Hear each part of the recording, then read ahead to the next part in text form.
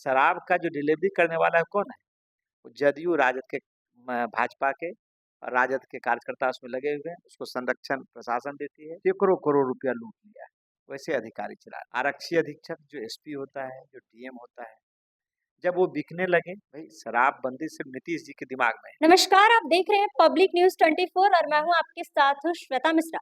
देखिए, बिहार में कहा जाता है और खुद सरकार भी कहती है कि सुशासन की सरकार है, लेकिन आए दिन जिस तरीके से मामले देखने और सुनने को मिलते हैं, बिहार में कानून व्यवस्था पूरी तरीके से ठप है और इसके साथ ही आपराधिक मामले तो लगातार बढ़ते जा रहे हैं। वहीं आपको बता दें कि इस पूरे मुद्दे को लेकर इस वक्त जनसुराज से किशोर कुमार जी मौजूद है और इनसे ही बातचीत करते हैं और जानते हैं कि बिहार में जिस तरीके से कानून व्यवस्था और आपराधिक मामले लगातार बढ़ रहे हैं, इस पर क्या कुछ कहना चाहते हैं?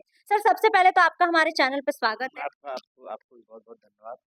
सर, जिस तरीके से कानून व्यवस्था और आपराधिक मामले बिहार में बढ़ रहे हैं, कहा जाता है कि सुशासन की सरकार है। क्या इस तरीके से सुशासन की सरकार है? जब विजय खेमका की हत्या, सिवान में सरेआम 3 लोगों की हत्या हो जाती है, मुजफ्फरपुर के दलित बच्ची के साथ रेप और हत्या होता है, बेतिया में हत्या हो रही है, नाबालिग बच्ची के साथ रेप और हत्या होती है, इसको सुशासन और ये फिर कुशासन क्या हो, इस तरह का नीतीश कुमार जी का शासन वो अभी इतिहास बन गया है। वो अभी मुख्यमंत्री हैं, लेकिन वो शैडो मुख्यमंत्री, चलाने वाले दूसरे लोग हैं। कौन चलाने वाले ऐसे लोग हैं जो इस राज्य का, यहाँ की जनता का सैकड़ों करोड़ रुपया लूट लिया है।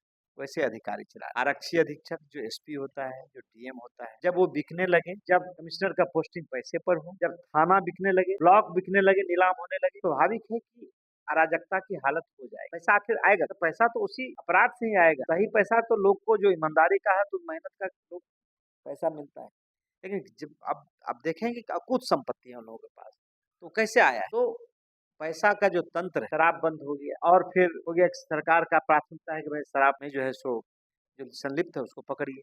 आपने शराब की बात की। कहा जाता है कि बिहार में शराबबंदी है। भाई शराबबंदी सिर्फ नीतीश जी के दिमाग में है, उनके कानून में 14 करोड़ लोगों के लिए शराब बंद नहीं, घर घर शराब मिल रहा है। और मतलब सिर्फ शराब कहने के लिए शराबबंदी है। शराब का जो डिलीवरी करने वाला है कौन है? वो जदयू राजद के भाजपा के और राजद के कार्यकर्ता उसमें लगे हुए हैं। उसको संरक्षण प्रशासन देती है। प्रशासन का इतना ही काम है भाई शराब से पैसा कमाओ, उसके बाद जमीन से पैसा कमाओ, बालू से पैसा कमाओ और उसी में लगा हुआ है। वैसे इस राज्य में 70% जो घटनाएं घट रही है हत्या का, उसमें आपको सबसे ज्यादा जमीन को लेकर ये अपराध हो रहा है, जमीन को लेकर हत्याएं हो रही है। जो गोपाल खेमका की हत्या हुई वो बहुत ही नृशंस हत्या है। 11 बजे रात में घर के पास होना, वो भी कहाँ, जहाँ थाना है कुछ दूरी पर, जहाँ एसएसपी का कार्यालय है, जहाँ पुलिस लाइन है, जहाँ आपको क्या कहते हैं डीएम का आवास है, वहाँ हत्या हो जाना।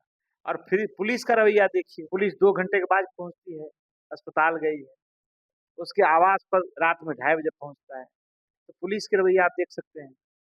तो कोई लोग अब सुरक्षित नहीं है, किसकी बारी कब हो जाए, किसकी हत्या कहाँ हो जाए, अब इस सरकार के बस की बात नहीं है अपराध सर, को रोकना। क्या लगता है कि चुनाव भी है इस साल, तो नीतीश कुमार फिर से रहेंगे? जिस तरीके से कहा जा रहा है कि 2025 से 30 फिर से नीतीश 2030 से 25 हो जाए, 25 से 30 से 35 हो जाए, इससे क्या बिहार के लोगों को फर्क पड़ता है?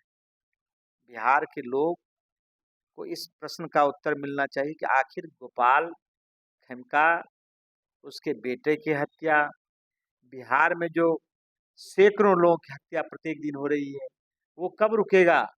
उसका जवाब देना सरकार। जो बेटियों के साथ बलात्कार और हत्या हो रही है, वो कब रुकेगा? जो सही लोगों का जमीन है, जो माफिया है वो कब्जा कर लेता है, वो कब रुकेगा? अपराध कैसे रुके, विकास कैसे हो, इसके लिए ना भय है। सरकार बने न बने इससे क्या फर्क पड़ता है। वैसे भी नीतीश कुमार का ये अंतिम दौर चल रहा है। मतलब बिहार में परिवर्तन होगा। बिल्कुल बिहार में परिवर्तन होगा। लोगों ने देख लिया है कि भाई लोगों ने एक व्यक्ति को कितना, किसी भी देश के किसी भी राज्य में चले जाइए, कहीं भी जो डेवलप राज्य है वहाँ 20 साल से शासन नहीं है, मैक्सिमम 10 साल का शासन है। यहाँ तो जरता का स्थिति है, 20 साल से है। लालू जी 15 साल से थे, तो जंगल राज हो गया। तो आदमी को, सत्ता को जब पलटते रहिएगा तो स्वाभाविक है कि लोग सजग रहता है कि भाई नहीं काम करेंगे तो हटा देगा लोग। तो यहाँ तो है नहीं। लेकिन इस बार जो लोगों को एक विकल्प मिला है, तो मुझे लगता है कि जरूर इस बार सत्ता का परिवर्तन होगा। सत्ता का परिवर्तन होगा। सर, आपने लालू यादव की भी बात की। लालू यादव के राज को जंगल राज कहा जाता है और अभी आपने भी कहा, तो अभी का कौन सा राज है? सुशासन की सरकार मतलब कहा जा सकता है? नहीं, लालू के राज में जो आतंक का राज था, भय का राज था, जंगल राज था, नीतीश अब उससे आगे निकल गए। से आगे निकल गए हैं। मतलब जो विपक्ष कह रही है कि महाजंगल राज हो नहीं, गया है। बिल्कुल नहीं, विपक्ष को इसीलिए कहने का अधिकार नहीं कि उनको मौका मिला। 15 साल माँ बाबू जी के समय और 3 साल नीतीश जी के साथ। तो नीतीश जी के साथ भी वो तेजस्वी यादव जी यदि आए तो वही काम किए जो 15 साल उनके माँ बाबू जी किए थे। नौकरी के बदले जमीन लिखाना, अपराधी को संरक्षण देना। अरे मुख्यमंत्री लालू जी के समय क्या होता था? अपराध इसीलिए बढ़ गया था कि जिसका अपहरण होता था वो मुख्यमंत्री आवास जाता था, पैसा देता था, छूट जाता था। अब तेजस्वी जी जब फिर बने तो उसी तरह का वातावरण बिहार में बना। ये स्थिति है कि नीतीश कुमार के बूते की बस की बात नहीं है कि अब वो प्रशासन को संभाल पावे। अब उनको एक क्षण भी सत्ता में रहने का अधिकार नहीं है। जानते हैं कि वो ना इस्तीफा देंगे, ना हटेंगे।